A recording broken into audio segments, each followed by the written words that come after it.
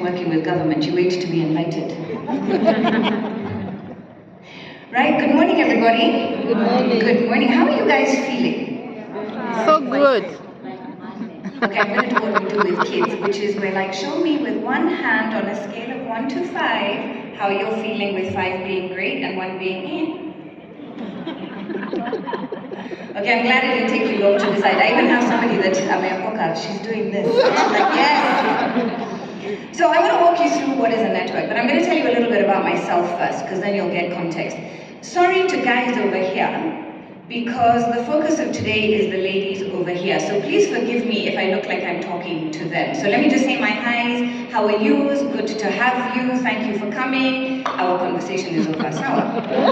To this side of the room, okay?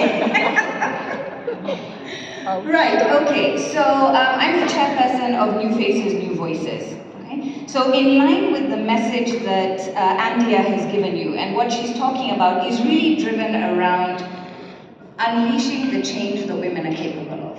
Are we all hearing that? Yeah. Now for the graduates, because you will shortly be graduates, okay, you are currently graduates, is you've gone through a program, and that's what it was designed to do. Okay, so New Faces, New Voices is about the same thing. It is about unleashing change. And we were born on the back of the global financial crisis. Okay? Now, at that time, Mama Grassa was thinking that we'd come through the global financial crisis, and what was happening to start to remedy situations, to start to drive or create policy, was the feeling that it's the people that were at the table when the crisis happened that wanted to sit at the table to stop it from happening again. Okay? So Evelyn has just said, how now? In fact, we should make that something that we say all the time as the network. So it was, you need new faces and you need new voices at those tables if we want to do it differently next time. Make sense? So that is the genesis, and that is the birth of New Faces, New Voices. So we are one of the networks, and we are the Women in Finance network. Okay? Now, when you hear Women in Finance, people assume that that means the network is made up of... Hey, okay, let's do this together. We are the Women in Finance network. So people assume, therefore, the network is made up of... Women in Finance, at money. Did you guys on this side of the room hear them say money? Okay, made up of women in finance, and that's not exclusively true.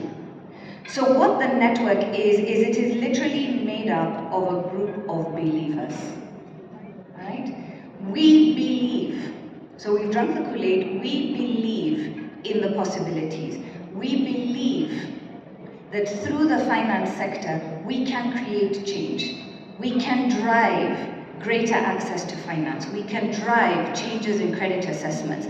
We can drive differences in where money is accessed from. We can drive financial knowledge. All of those things touch every single one of us in this room. Whether you've gone through this program or you haven't, whatever you've done in your life, you are working around money, your access to it, and your ability to generate it. Agreed?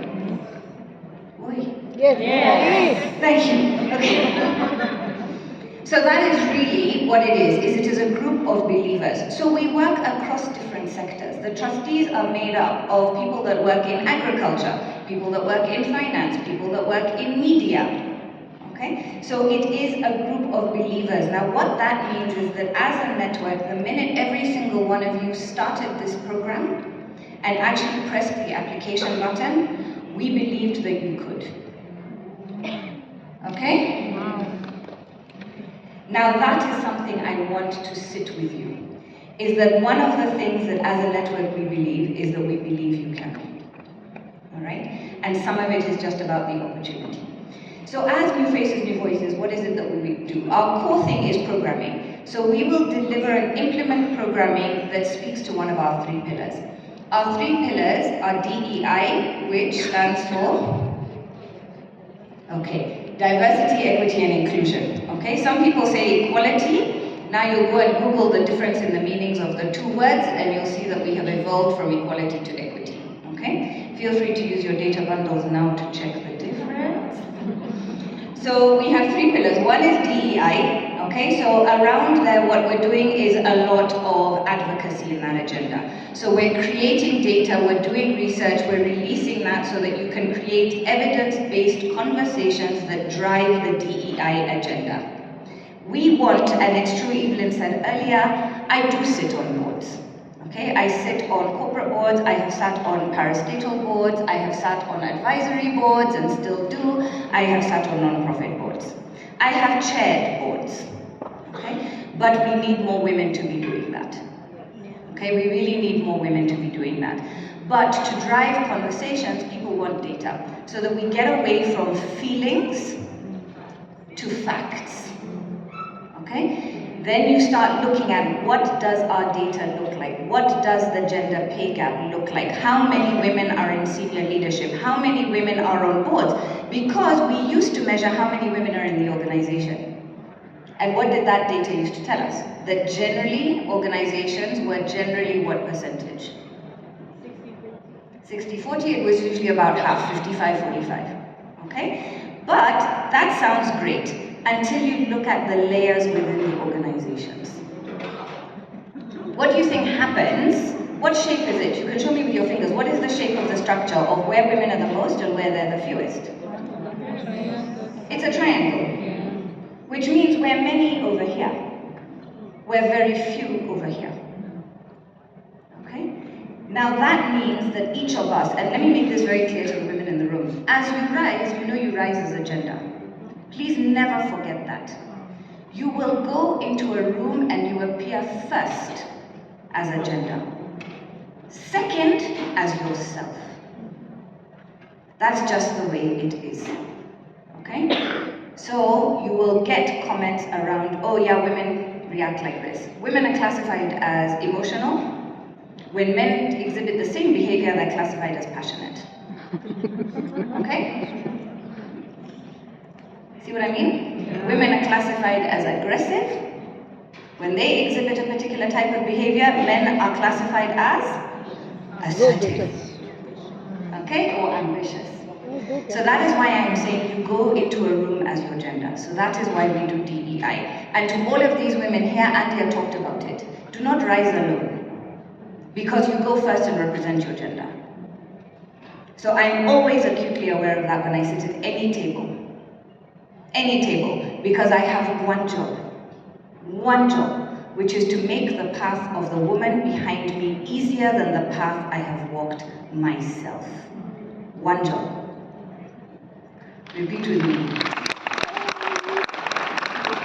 To make the path of the woman behind me easier than the one I walked myself. Yeah, that was also for this side of the room. Okay. Yeah? It really is one job. So, we do programming in various areas. Our core partner for programming is GMT. Okay? So, we're what we call the boots on the ground.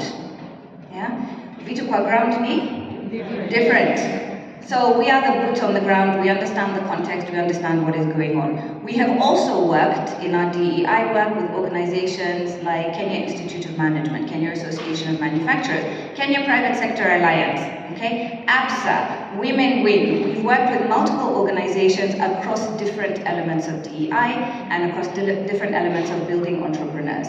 Now, when you build entrepreneurs and you also do DEI, you're trying to take women to the top of their industries, some of whom will be the entrepreneur and some of whom will climb the corporate ladder, correct? If you are not working on the woman that is climbing the corporate ladder, what kind of decisions do you expect her to make when she gets to the top? So you're building entrepreneurs, then you're working on DEI, but are you building the people coming through the corporate structure in whatever way? So that is our third pillar, okay? Which is working on women in the workplace, working on women entrepreneurs, and then working globally on DEI. Clear? Simple structure, right? Makes sense? Makes sense. So that's what we actually do as a network. That's some of the programming that we've done. Okay? And remember, we're made up of believers. Now, there's a question I will pose for you, which is, why do we do this? As the trustees of New Faces, New Voices, we all volunteer, unless there is some direct interaction in programming. So everything we do outside of a specific program is volunteer work. Now, that is important because it is a different layer of belief and passion when you are doing it because you want to do it. So there's a question that I will leave. One will make more sense to one gender than the other. The second is I would really like every single one of us in this room to consider. So I will give you a few seconds after I say it. Because these are two questions I asked myself before I joined New Faces, New Voices. And I joined New Faces, New Voices, and it has created a whole new perspective and a path and an enlightenment and a purpose for me. And the person that I really have to thank for that is actually Andia. So I actually took over from Andia, and she demonstrated exactly what good leadership should do, which is she felt it was time for a change. She then created a successor. She didn't leave me, and at no point ever did I ever feel unsupported or undermined or anything like that. And this is something that is actually, unfortunately, very rare, which is one woman setting up another woman for success. Okay? And WCW is setting women up for Success. So it's now on you. Okay? So the first question I asked myself, and I took a couple of weeks to do this, you guys are going to have a couple of seconds, Poleni, which is, does it matter to me that what I do as a woman? Okay? Now the reason I asked myself that is because I didn't choose. I was born, and I wasn't raised as a girl. I was raised as a child. Okay? Now it's only when I've grown older that I realize how important that was. That I was raised just as a child. So I'll tell you a little story about that, because these are the things that my dad chose to do. So to the men in the room, the difference you can make is not always as obvious as you think it is. My father used to shave, okay? So he used to make up his foam, and he had this cute little brush, it looks like a blusher brush, okay? And then he would mix it up, and then he would lather it all over his face. And then he would get his razor, and he would shave. And I would watch him do this. And then one day I said, Daddy, I want to shave too. What do you think his answer was? You're not a man. You're a man. Most people's first reaction is, honey, to give me the explanation of I'm a girl and therefore I don't shave, right? Right? Mm. That's not what he did. What he did was he got a razor, he took out the blade, okay, and he lathered my face. And I stood next to him in the mirror doing what Daddy did. So in that moment where he could have made me acutely aware that I was a girl, so I was different, he chose not to. So that's why I'm saying I was raised as just a girl, a child. So when it came to does it matter to me that I do things as a woman, it suddenly became very apparent that I had been doing them as a woman. But because it happened to be the gender that I was, I didn't consciously think about it. And I never carried the baggage of being a woman. When I got my first job, I decided never to carry that baggage because there was nothing I could do about it. Okay? So, did it matter to me? And I realized it did. And that was partly driven because I had a daughter. And so there's things I went through I don't want her to go through. I don't want any girl to go through. Okay? Which means that I would have to be more conscious about what I do and that I do it as a woman. Yeah? Now, one of the questions to ask yourself, and this goes to the men, is when you look at the consciousness of enabling a woman or being a woman, is I want you to imagine explaining certain things to a little girl. Tell her why she can't have the opportunity. Tell her why she's different. Tell her why she can't have credit. Picture that same conversation with a little girl. If that feels uncomfortable, do something different.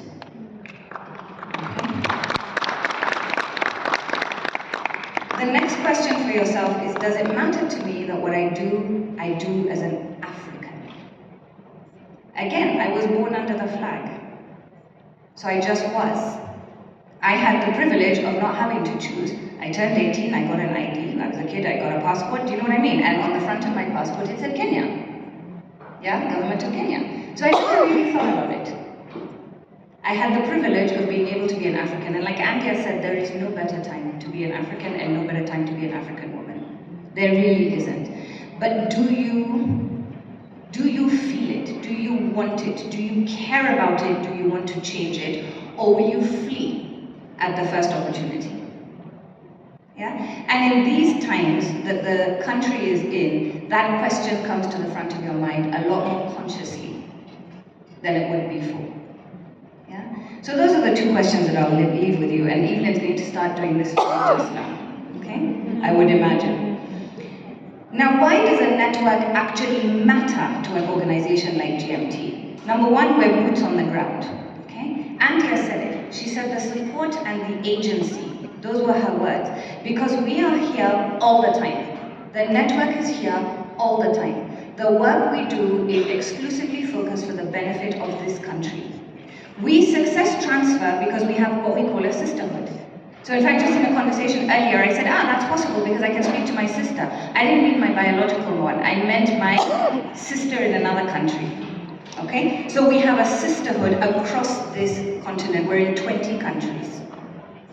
Those are many. Those are many, many countries. Okay? And we have covered north, south, east, and west. But we are the ones that are here all the time. And it takes breadth. To drive true change, you can't just have depth, which means go deep into the knowledge. You have to go wide, isn't it? If you want to drive opinion, you have to go wide. It is through networks that you are able to go wide. Because we create the relationships, we create the brand visibility. We actually are the demonstration of the brand all the time. We have the relationships. We open the doors that others need to walk through, because that is part of our job. You open a door and you hold it open for other people to walk through. Okay, that is part of our job. And there's something that Mama said, and Andia alluded to it, the collective strength. Yeah? She once said, you can go and knock on a door with a finger. All right, picture that. How many of you are going to hear it? At my big age, I'm not hearing that. Okay? You can't knock on a door with one finger, right? Can you break a door with one finger? No. Can you? No. Okay. Now picture the 5. Okay, so you have the anchor of GMT and then you have the networks. So picture the 5. All right? Now make a fist when they come together. Can we break that door now? Yes. Yes. That is when your networks come to play. Okay? So why do we do it? We do it because we believe that women are economic powerhouses. Women are truly economic powerhouses.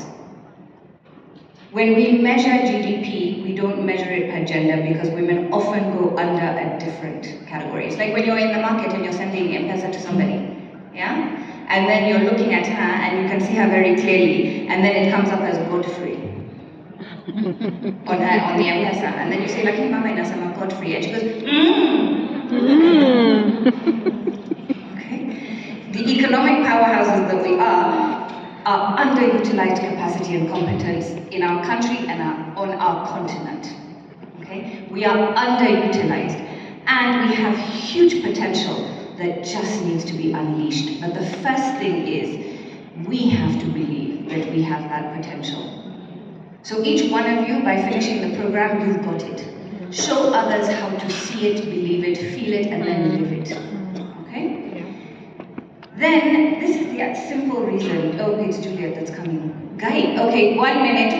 Please wind up in 1 minute. And she thinks in a yellow coat walking across the stage, nobody will notice.